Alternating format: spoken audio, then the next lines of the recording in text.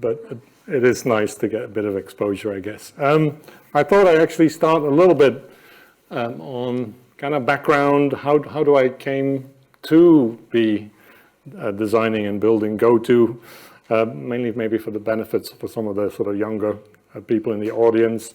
They actually asked me already about it. So I've always been fascinated about compact objects. That's probably been the kind of common theme throughout.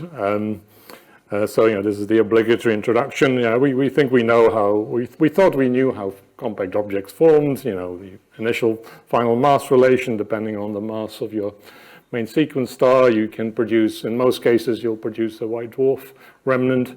But if you have enough mass, you might end up with a neutron star or a stellar mass black hole. And, I was attracted to those objects, the physics that they allowed us to probe. And my career started looking at accreting compact objects. So a compact object in a binary.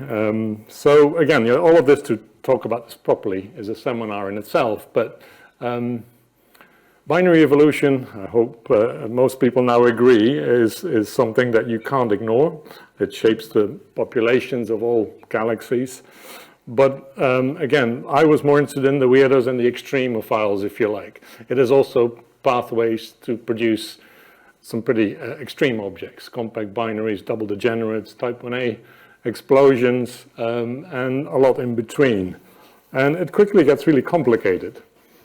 Even if you might think you understand stellar evolution, the branching opportunities, when you just have two of them, and they are in different phases, and depending on what happens, presents a very complex puzzle. So my justification was always that I'm attracted to these energetic end products, but the wider motivation is, if we get those right, if we can kind of reproduce the rates and understand their parameter distributions, mass, spins, whatever, we might be able to reverse that and understand, well, how can we connect that up with these complex formation pathways. When you have not just one compact object, which is enough if you want to study, say, accretion, which is, again, was what I did initially, mainly binaries with one compact object being fed by a companion star. But what if you have two of them, then, and you want to work out the binary evolution of these things, then it's obvious that gravitational wave loss is an important component of that evolution, right? So it's fortunately quite simple. Just showing here the equation for the angular momentum component in the evolution. It depends on the masses and the separation, right? That's pretty much the key thing. So compact objects close together have a sizable angular momentum loss component due to gravitational waves, and will then ultimately be the dominant emission mechanism that drives their evolution. So this then is the link to gravitational waves. So before I was motivating my work because that would be pathways, say, towards type 1a explosions. Now we had a further justification. These would also be sources of gravitational waves. Again, just some numbers. Locally, we'll be outnumbered by double white dwarfs. Dynamical timescales of that is about a few minutes. So you're talking about gravitational wave frequencies of millihertz. If you step up on the compactness of the object towards a neutron star or a typical stellar mass black hole, you go accordingly to, of order, several orders of magnitude shorter in timescales and higher in frequency. So for gravitational wave people, when they say low frequency sources, they mean millihertz.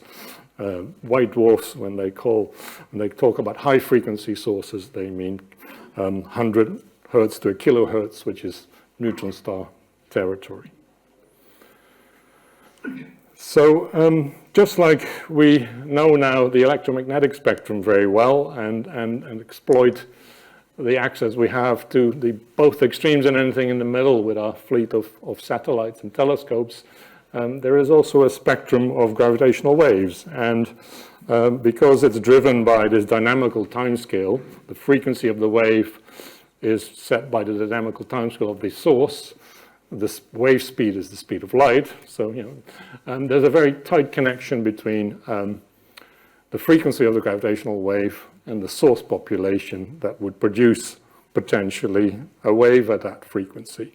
And I'm not going to dwell on really exciting stuff that happens at the really low frequencies on sort of cosmological scales, which is lots of good work being done there and very much untapped as we speak, because we are now firmly still on the right side of this diagram. We're probing with the terrestrial interferometers the high frequency end of the spectrum and using compact binary mergers as the sources.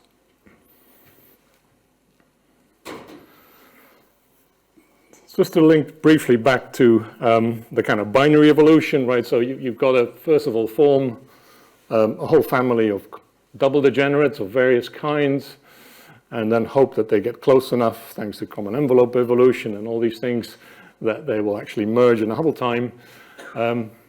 Just as a rough sketch here is again, I've separated out the white dwarfs on the left, so that's sort of the parameter space of a double white dwarf binary, obviously both below the Chandrasekhar mass for a white dwarf, and M1 here is the massive one. M2 is the low mass one, which is why only half of the plot is valid.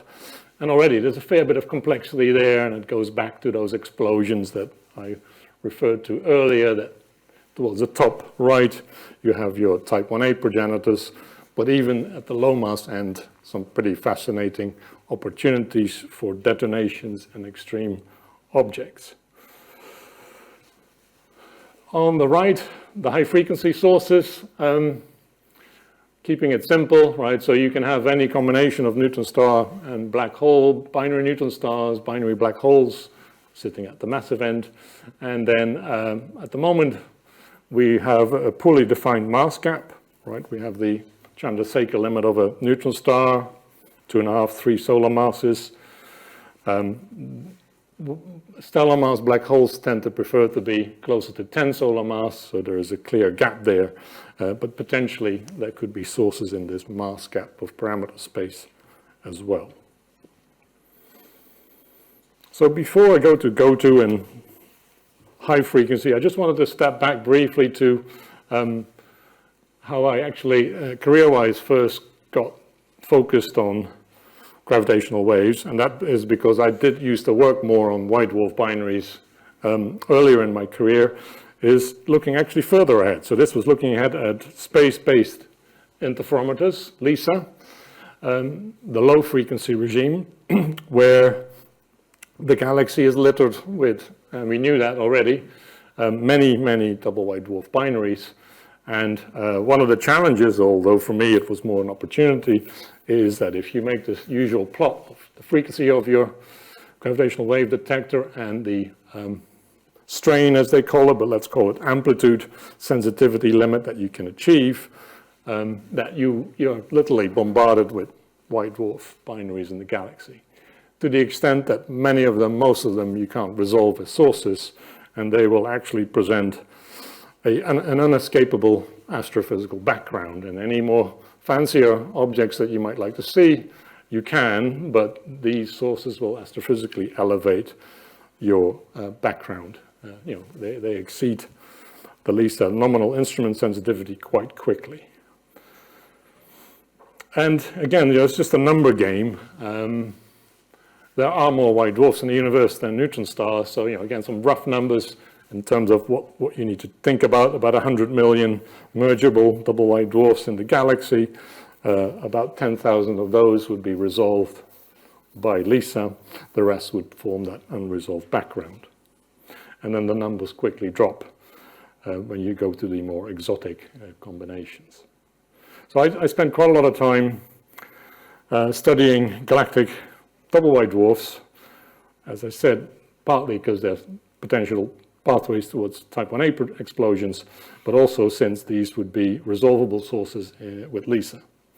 And so it's a chance for me to actually show a paper that we just published a month ago, led by Thomas Kupfer, exploiting the Gaia parallaxes and the various period and mass constraints that we've obtained for a number of these binaries.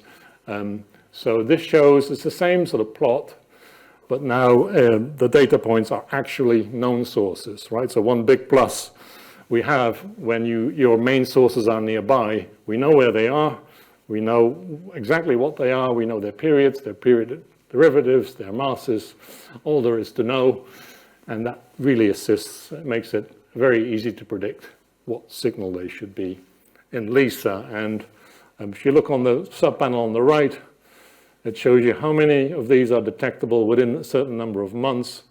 You can see that already a dozen can be seen in the first month of LISA, and within the first few years, it goes up to 40 or so. Remember, there will be thousands of these in LISA, but these are the 40 that we now refer to as already known and characterized detectable verification binaries. So I just wanted to kind of get into that first. And this is sort of where I really started this interest in gravitational wave astrophysics linked to compact object science. But that was when a little while ago, and LISA seemed a bit far away. I was writing proposals and people saying it's fantastic, but LISA is so far away.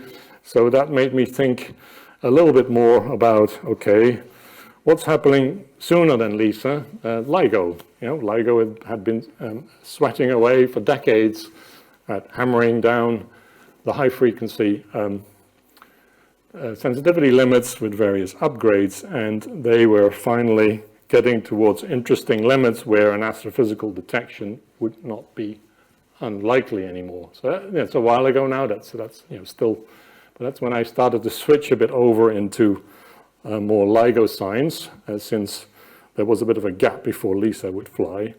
Again, this is really not about gravitational wave detectors. I'm not an expert on that. It's a fantastic piece of engineering, how to get to these ridiculous strain sensitivities on a platform that sits on a very active Earth.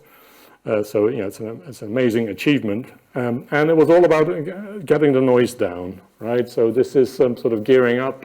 A while ago, the various upgrades on the LIGO, the two LIGO installations in the US, the European Virgo in Italy, and soon joined by a few others, and getting to these silly numbers of 10 to the minus 22 in terms of strain, because that's sort of where you need to be to actually expect to see anything. Now, I was working quite a lot on X-ray binaries because of the parallels with the techniques I was using in the double wide dwarf. So we're doing the same thing. We're trying to constrain independently the masses of the compact objects, the orbits of the neutron stars, because if you are to look for any gravitational wave emission, that might help you. You need to know where they are, ideally, and ideally you need to know the orbit of the compact object so that you can increase your sensitivity for searches. So I was primarily doing SCOX-1, some of you in the audience will know, which is also the brightest persistent gravitational wave source in the LIGO passband for that.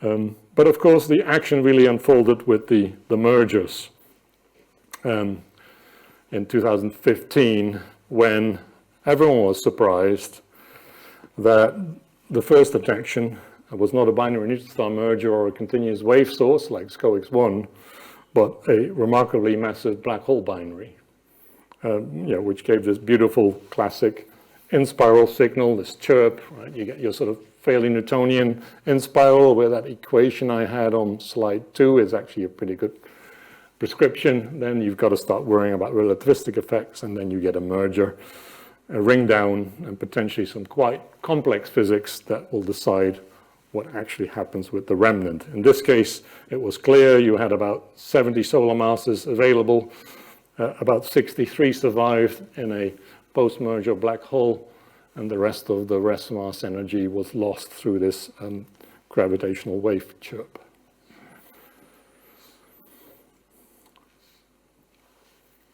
So the reason this was a surprise was because it was not expected that this kind of object would be the first thing to be seen, because we didn't think there were binaries with 235 solar mass black holes in the universe. or at least not enough of them. So that already in itself was a big surprise.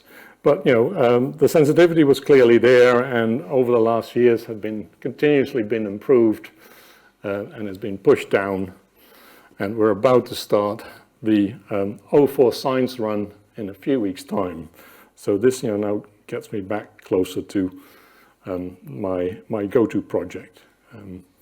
I'll skip this. This is sort of standard. Yes, it took a long time, but we went from nothing to now 67 detections. The number varies a bit on what threshold of confidence you choose from the database, but it's a very rapid birth of a new field, really.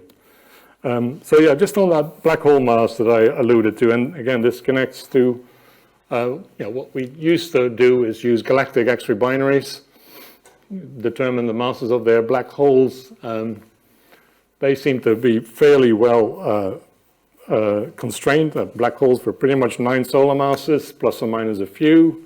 And of course, we made sure that our binary evolution codes could reproduce that, and so on and so forth. And then, I said already, if you wanted to plot 150914 on this plot, it's just off the scale. So just to show kind of what has happened already in a relatively short amount of time, just with gravitational wave signals alone, this is the plot now, including those 60-odd black hole mergers from LIGO.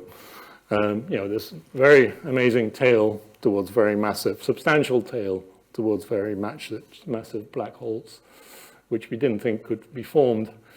Now, of course, we can, as we do. Once the data forces you, you can tweak the evolution to do it. And some interesting early features appearing here suggest this additional peak at about 35 or so solar masses. So I think already it has delivered on astrophysics, not just a technical show-off in terms of, yes, we can see gravitational waves. Sorry, this is a very busy plot by design, but again, just before I move to GOTO, a little on sort of highlights. The numbers are small, particularly on the neutron star side, but you can't read it, but the red constraints at the top of both plots are the current rates just from GW alone, compared to with pretty much anything Ilya could find from both theory and observational studies, just to show that, for example, on black hole rates in the universe, already the GW measurement beats everything else, even with that, what you might call small initial sample. On the neutron stars, the error bars are a bit bigger, but even there already it kind of forces a reality check. It is lower than we expected before LIGO, but it is now consolidating at 100 to 1,000 per gigaparsec per year. But I promised this would be about multi-messenger and GOTO. Okay, so this is the backdrop. It's fantastic what you can learn from gravitational waves alone, but wouldn't it be great if you could also use messengers of other kind at the same time? And I'm mainly going to be focusing on joint electromagnetic gravitational wave constraints. And the sample is dominated so far by binary black hole mergers, and these are fantastic, but they're also a bit clean from an EM point of view. You wouldn't really expect to see much else other than this huge loss of gravitational waves around the ring down.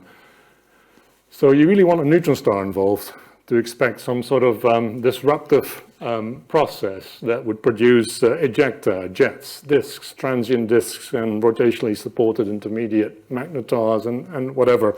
That's where you might expect to see at the same time as the GW signal a broad variety of electromagnetic emission.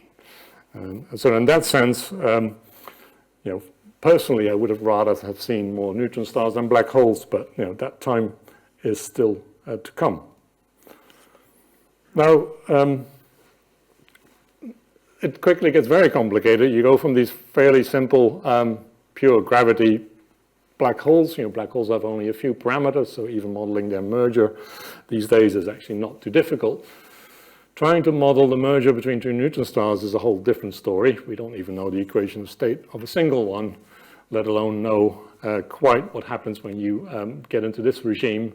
But, you know, the picture was already there before detections that these binary neutron stars should power a whole variety of electromagnetic signals, starting from potentially very high energy emission instantaneously, you know, within milliseconds to seconds, to high energy gamma rays lasting for, again, seconds to minutes, and then maybe on timescales of hours, you might have ultraviolet optical emission and so on, to finally ending up with radio type remnants on timescales of months. So that was sort of, you know, that's basic physics, just looking at the sort of timescales, velocities involved. That was the expectation. And so, you know, what I was getting ready for was the early blue optical peak of these events, which should happen within hours, and would then allow us to hopefully pinpoint where they are, so that you can then point all these fancy telescopes at them and capture this whole story in detail. Now, one thing to appreciate if you do want to do real-time follow-up of gravitational wave sources is that these are interferometers, so they have very poor directional. They're very good differentials, but they have almost no directional sensitivity. So the directional sensitivity comes from having more than one, and basically doing, you know, geometric constraints, time of arrival, and phase differences between the same signal at distinct gravitational wave detectors. And with 2, that's pretty poor. And even with 3, that is tricky. So this is just a few examples of the sort of areas on the sky. That's the sort of quality of constraints that you can get from the current and near future gravitational wave detectors. If you're a neutrino astrophysicist, this looks fantastic. If you are used to narrow field sensitive telescopes, this is hopeless, right? These are typically hundreds to 1,000 square degrees of sky. Very difficult areas to search for. And in GW, you're basically watching noise and waiting for a chirp. If you look at the optical sky, 1,000 square degrees anywhere, there's 100 things going on, a million things going on, right? So we're facing the opposite problem. There's a huge amount of foreground, distracting dynamic foreground from variable stars, supernovae, TDEs, gamma ray bursts, whatnot. The signal we're expecting to see is powered on timescales of hours, at most days, so there's not a lot of time to catch it. And once it's gone forever. You're too late. Okay, so that's a challenge I was trying to get into about 10 years ago. Again, this is before any detections were made. This is just knowing that if a detection is made in the first decade, localizations will be really bad. And we were very good at building big sensitive telescopes with very narrow fields of view.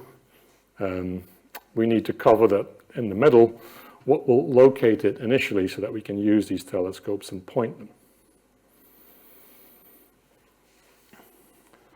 So a little bit more about that sort of foreground, which of course is also at the same time nice astrophysics. You know, if you understood this all. This is an old plot from the Alice's Steeghs Science Handbook, which really didn't know anything about kilonovae and all of this, and didn't even mention them. This is a slightly more recent one. We know a lot about supernovae type things, right? Timescales of supernovae are weeks to months. So we've actually been pretty good at recovering large samples of supernovae, even out to significant distances for supernova cosmology and all that.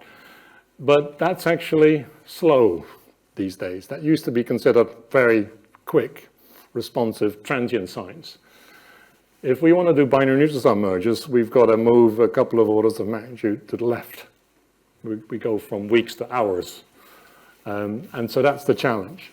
They are perhaps also not quite as energetic as a core collapse supernova. So the luminosity is smaller, it's much shorter lived, so it's actually much harder to do than supernova searches, which we kind of do quite well at these days. And now I give this talk post 1708-17, that we have all this wonderful data to show, but just a reminder that the concept and the whole project was set up well before any of this actually happened.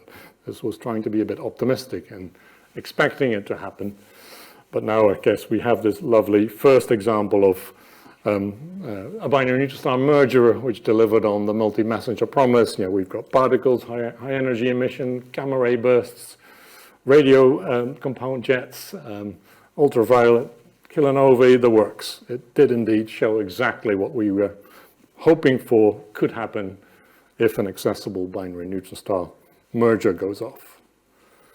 Again, it would be a talk in itself to really do this object justice. So I'll just flag on that even this one object. So this is now the we've talked about the binary black holes and the implications for massive star evolution and the black hole mass spectrum. We've got one good binary neutron star, and we can already do a little bit of cosmology with them.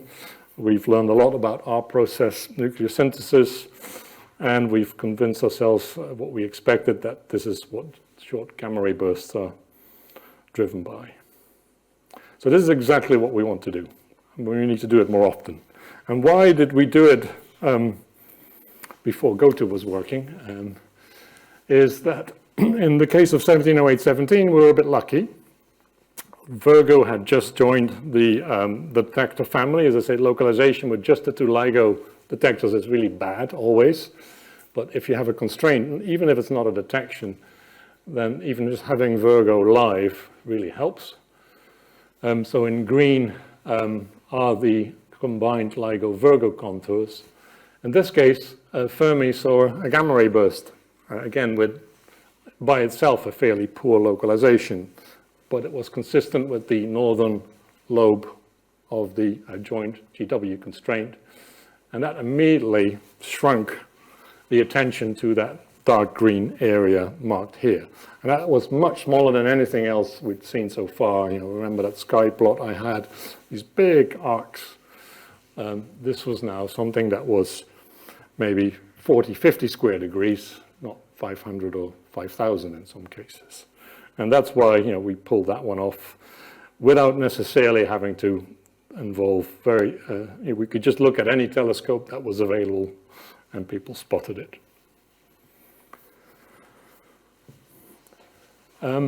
So we know a lot more about kilonova now that we have one data point. Again, as I mentioned, it's a really fascinating process, but very complex process. There are various collimated outflows with velocities of a few tenths of speed of light. There's a lot of uncertainty here on the detailed physics. There is a general consensus on the geometry of these key components that would power the things you see, and as you might have seen in other contexts, that there's a lot of it depends on the line of sight between you and the merger.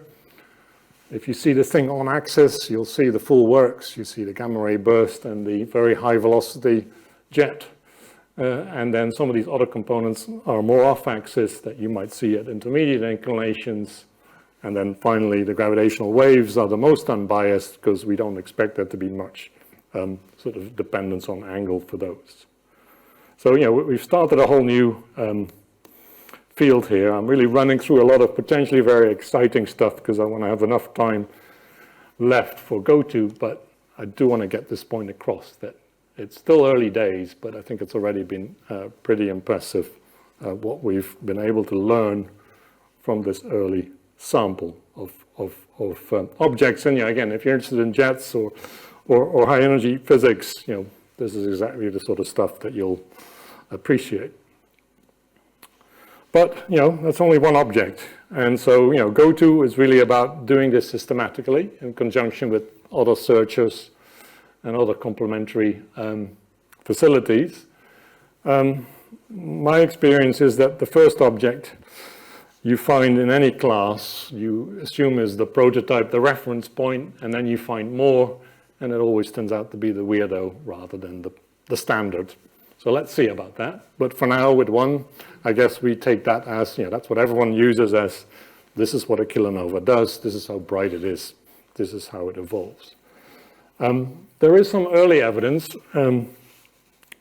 bit looser, but if now that we accept that short gamma ray bursts are associated with these kilonova mergers and that slow red afterglows, not consistent with the traditional fireball gamma ray burst type afterglows, are probably kilonova-like components. If you take that data, so if you look at the short gamma ray burst sample, which is small and poorly constrained, there's a handful for which there are kilonova type detections, that does at least show that some would power a kilonova that was much less luminous than 17817. Others seem to be able to power a kilonova that is even brighter than that. So we know that we've got to allow an order of magnitude either way, for example, in terms of bulk energetics, depending on line of sight and a number of other parameters that I just briefly mentioned. So there's an awful lot more to figure out here. Myself included, the weeks after 170817 was announced, we had a press release. We know where gold comes from in the universe. I think we all agree that our process, nuclear synthesis in binary neutron stars, has to be one of the main channels, but I think the jury is a little bit out on quite which element you can tick off can only be done with a binary neutron star merger and which ones you might be able to do with massive star evolution as well. But that in itself is a nice bit of context, right? The formation of the elements, you're talking about these sort of events, one of the few environments that might allow you to populate these art process elements up the periodic table. So hopefully, we don't know everything yet. There's a lot to be done.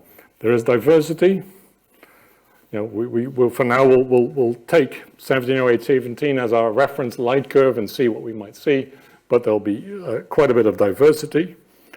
The neutron star rate is a bit lower than we thought 5 years ago, but now, as I said, is reasonably converging to the extent that going forward, we are better at predicting the rates of events that we might see. Just like anyone who studies transients or rare objects, not all of them will go off cooperatively. The most exciting one might decide to go off just as it sits near the sun and no telescope can look at it. So you also have to be aware that while the event rate is low, a few per year, not all of them will work out. So we just have to be patient and do this systematically for the next few years to be able to make more general claims. Okay, so that brings me briefly so where are we at now in terms of gravitational waves? Literally weeks away from the 04 science run.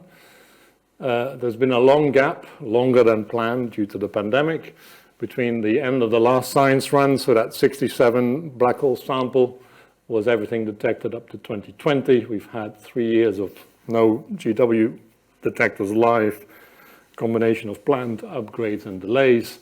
But that does mean that we're about to start 18 months of significantly improved capabilities. So, we're really getting ready for the next phase in the next 2 years or so. And then there will be another upgrade and a 5th science run down the line. And on the basis of what we've seen so far, right, we've been able to slightly more constrain the sort of number of events we might see in 04. In the interest of time, maybe I'll just direct your attention to the bottom plot, which is probably easier to interpret. Kind of number of events, this is binary neutron stars now, so we're still only in the regime of there'll be a few to a few dozen over this next science run. They will be still, depending on who you are, you might think 100 megaparsecs is very clear, nearby or very far, but they'll still be typically 100 megaparsec or so from us, and that means in terms of EM signals, you are talking about AB magnitudes of 18 to 22 or so, full range. So that's the thing we need to match.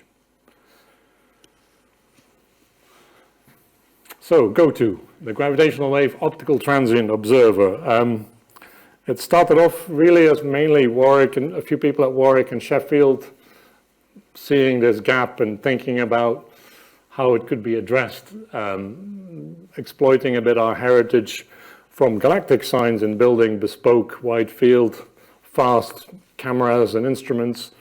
That's really where the idea got born, and then over the years we've expanded into a 10-institution consortium and are now, of course, a sort of nationally funded facility thanks to STFC funding. But again, I've said it a few times, but it is not because I want sympathy, but you do have to bear in mind that all of this was done 10 years ago, before any of these successes that I actually started to talk with were known. But it was trying to get ready for this. So we knew that we would need a wide field capability because of the localization. At that time, the hardest thing to answer was, well, what is sufficiently deep? It's easy to go wide. So we've got this sort of parameter space. If you want to do a survey, you've got a finite amount of grasp. You can be very sensitive, blow all your time to go deep. You might be interested in time resolution. You've got a sacrifice on depth. Or you might be interested in area because you're looking at a rare thing that can happen anywhere. And the trouble with this science, ideally you do all three. And even the Vera Rubin telescope can't do all three, right? So it's all a bit of a compromise. So we were looking at something that is a compromise that is optimized for this specific challenge. Binary neutron star mergers at about 50 to 100 megaparsecs with localization constraints of hundreds of square degrees or worse. That was what we were trying to address. There was some urgency to it. It had to be a design that could be tested, built, and deployed, on a relatively short timescale for an astronomy facility. And we also appreciated that it would be a bit of a data challenge because this would take an awful lot of data and would have to deal with this enormous foreground to find the sort of needle in the haystack transient that would be the counterpart. Okay. So our approach, again, just to explain, people have done creative solutions before. If you've worked on supernovae, there's great stuff to be done, but very cheap, off-the-shelf stuff. This is Assassin. It's still to this date very successful at finding bright supernovae, which are great for follow-up because you can get great high-resolution spectra all the way through. So that very much goes on area, sacrifices on flux sensitivity, and not necessarily too much time resolution because it's just a discovery machine. You got LSST, Vera Rubin, which for good reasons focuses on flux. It wants to do probe to sufficient redshift where you have to go deep. Well, then you're sitting mainly along the blue line, and therefore it doesn't actually do as well as even that in terms of coverage and time scale. So we thought there would be something in between here.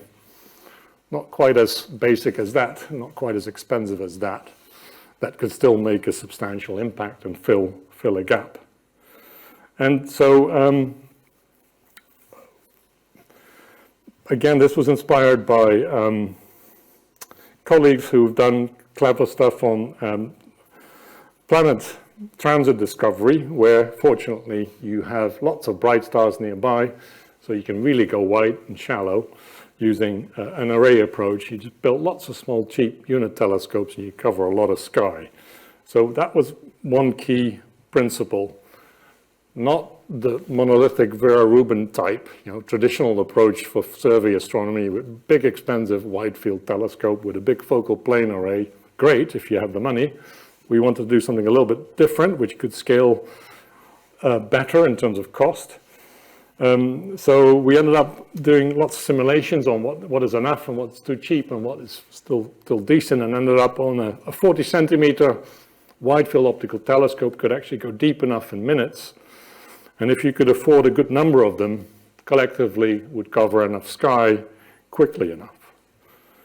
So then it started to become more specific. Well, what sensors are actually available for that sort of pixel scale that such a telescope provides, with enough pixels that is affordable. And we identified a very good value sensor from, used to be called Kodak, very popular in the microscopy sector, but they also have a few that are very well suited for astronomy use, about an order of magnitude cheaper than your standard E2V that you would buy at the professional instrument level. And then same with the telescopes. We needed the individual telescopes to be relatively straightforward, because we would expect to need several dozen of them and still contain the overall budget. And one key cost-saving concept was, well, if you have 32 telescopes or so, which is what we thought we would need, we don't really want to have 32 mounts and 32 domes. It would be very complex. So if you could actually have a fleet of them on one shared big beefy mount, that would save on complexity and deployment costs. And we started talking to mount manufacturers as to whether that was feasible, and the initial answer was no. Can't have 8 telescopes on one mount, not if they're 40 centimeters, maybe if they're 20, and then we said 20 isn't enough. But so we did need, that was quite tricky actually. It's a nice idea, but it was actually quite difficult to execute. But we were able to create a prototype design that's based on this principle to test this out. And then we persuaded a couple of universities to give us the seed funding to try this out for real. So we built a prototype in La Palma, deployed that in 2017. So that uses exactly these sort of components I just went through. It started off with 4 real prototype telescopes. We tried a few other tubes and see what happens if you added 8. And that prototype was key to really find the weaknesses and the problems in that early design. Also to run it through, and actually it observed many O3 events and deal with the data flow, and then back to the drawing board and design the proper GOTO using the lessons learned from this prototype. I'll actually skip over the details here for a second. So I said it all. The idea here is that we've got the same problem as before. We've got time, flux sensitivity, and area. How do you do this? Well, if you have an array approach, you have an advantage that you don't need to be at a fixed phase point in that phase space. You can deploy the array to maximize area, if that's right, or you can align them and maximize depth, or anything in between. So that's one big advantage of an array of telescopes over one fixed telescope designed to do one of these arrows particularly well. And we knew that the prototype was just too small, right? So GOTO 4 here is a 4 telescope prototype on La Palma. That would take weeks to cover the whole sky. But if you could build 32 of those telescopes, then suddenly you can do half the sky each night and pretty much cover the whole sky at a high cadence. So that sort of dictated the scale of the facility that we were looking for. And this is, considering that you want to spend a few minutes at each pointing to get to that depth, that would probe the sort of 100, 150 megaparsec horizon for a binary neutron star merger. So we pitched that vision. So we initially expanded the consortium and got more funding internally, and then persuaded, slowly got traction that people appreciated that this really could make an impact. And the big step change was a big PPRP award a few years ago that really allowed us to go and make this step. And where it is La Palma, where the prototype was. That would be the northern node, as we'll call it. And in Australia is the southern node. And this shows you that there's already quite a lot of capability in the longitude of La Silla or Chile. ZTF in Hawaii is full of band stars. They're covering that part. So this would also be very nicely complementary in terms of longitude coverage. Because if you only have hours and it goes off somewhere, you can't just wait until the target is visible at your site. It's gone.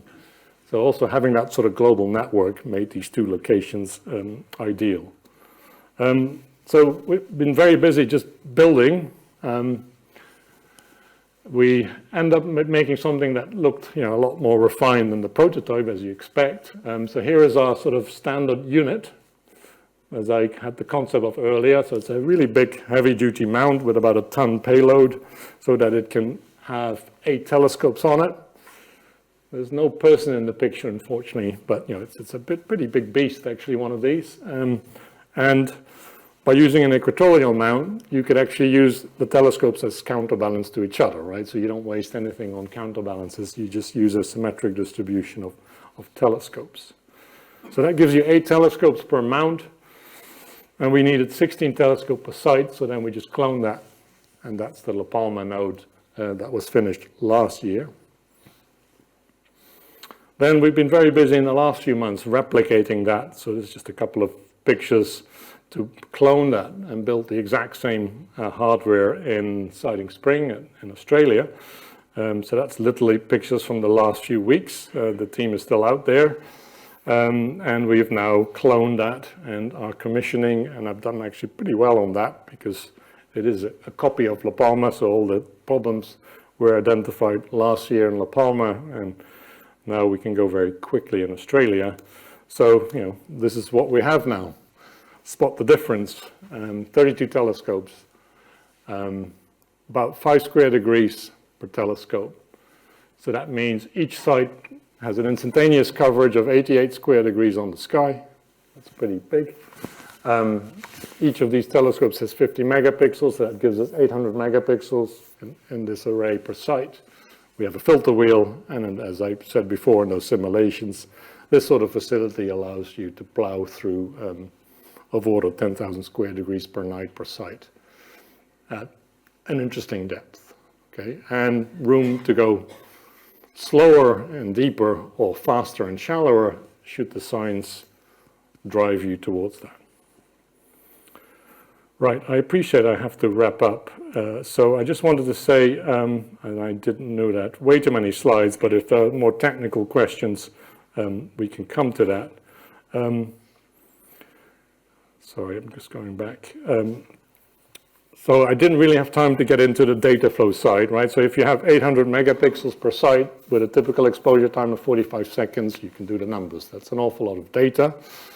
We are lucky enough that the network connectivity is such that we don't do any processing at the observatory sites. So data just goes immediately to a Warwick data center, and that's where the pipeline on a proper cluster crunches away.